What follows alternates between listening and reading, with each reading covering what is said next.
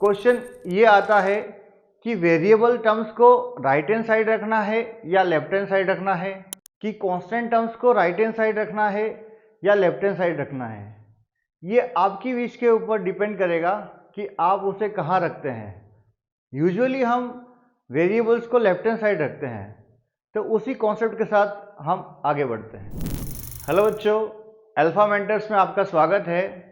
तो आज के इस वीडियो में हम बात करेंगे क्लास 8th मैथमेटिक्स के चैप्टर नंबर 2 की एक्सरसाइज 2.1 की, जहां हम सीखेंगे कि कैसे हम वेरिएबल की वैल्यू को फाइंड करेंगे और साथ ही उस वैल्यू को वेरीफाई कैसे करेंगे।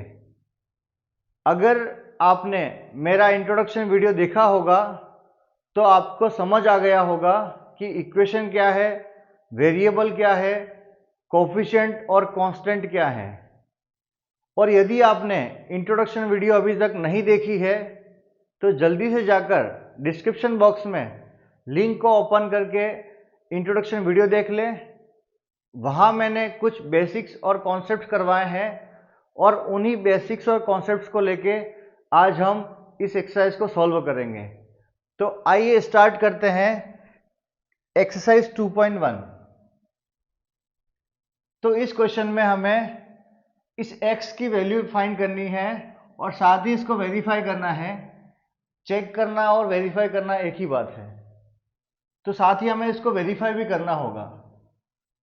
तो सबसे पहले क्वेश्चन को स्टार्ट करने से पहले हमें एक ही कॉन्सेप्ट को समझना होगा कि इस क्वेश्चन में हमें आइडेंटिफाई करना होगा कि वेरिएबल टर्म्स कौन सी है और कांस्टेंट टर्म कौन सी है।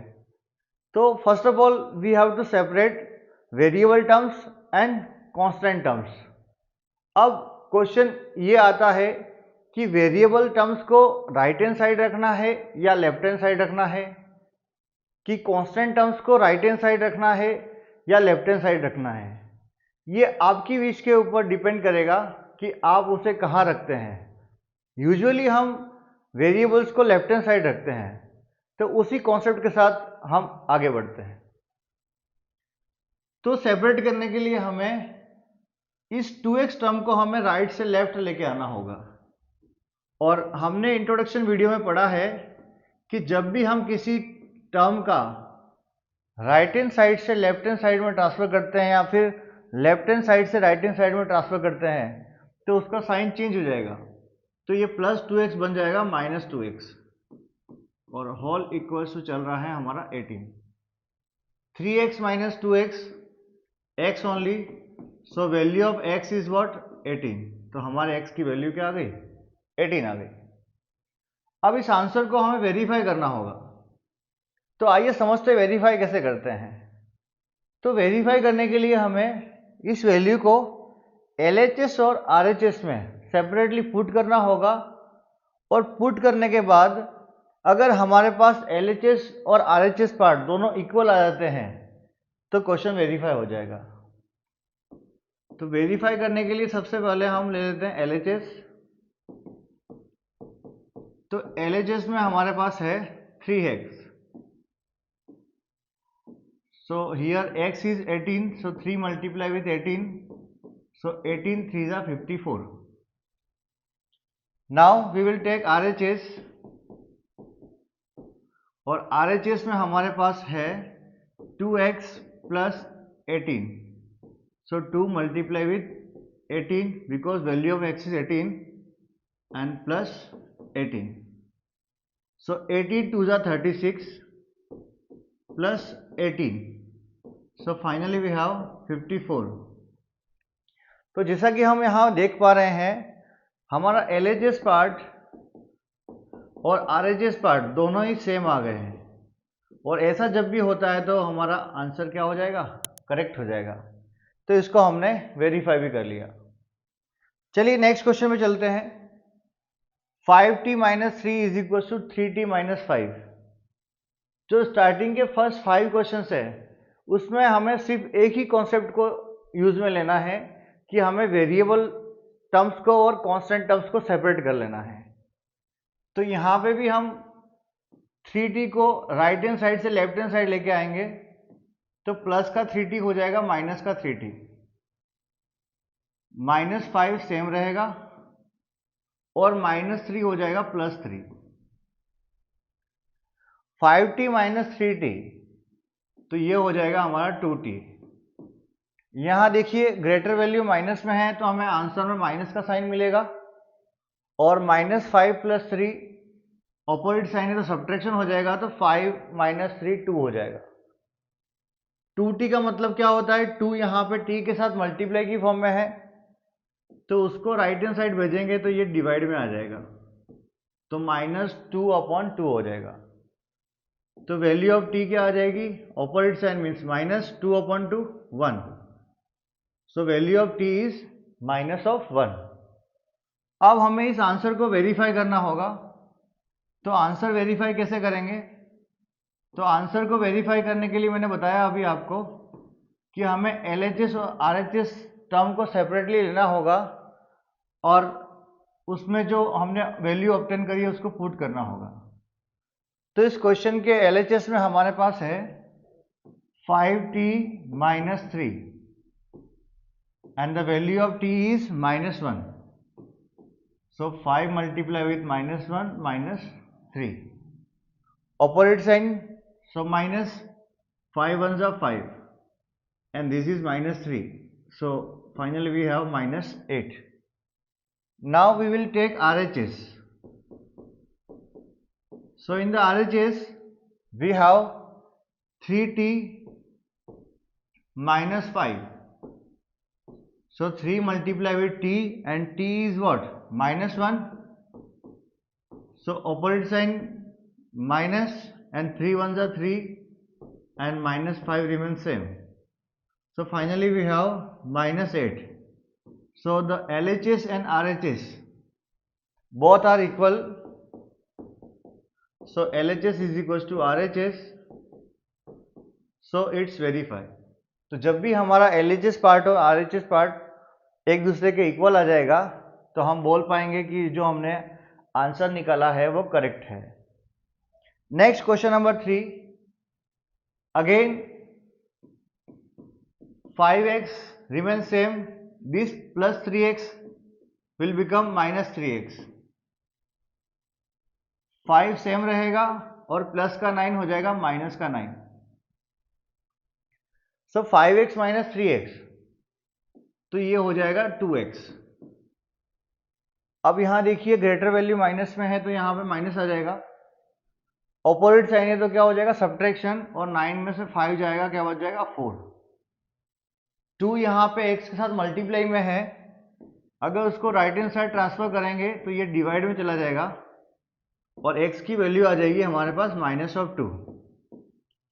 अब इस वैल्यू को हमें वेरीफाई करना है। वेरीफाई करना हमने सीखा है कि जब भी हमें वेरीफाई करना होगा तो हमें LHS और RHS को सेपरेटली सॉल्व करना होगा। तो LHS में हमारे पास है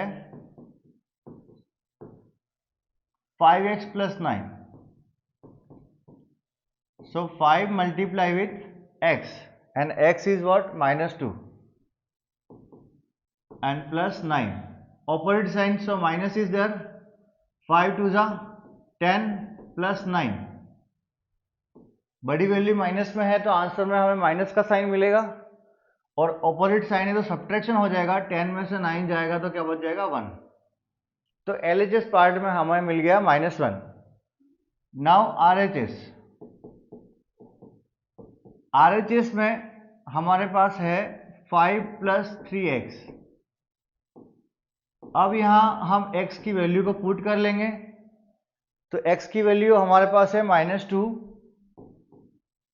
सो 5 ऑपोजिट साइन, सो -3 2 जा 6, ग्रेटर वैल्यू माइनस में है तो आंसर में माइनस का साइन लग जाएगा, और ऑपोजिट साइन है तो क्या हो जाएगा सब्ट्रैक्शन, और 6 - 5 1।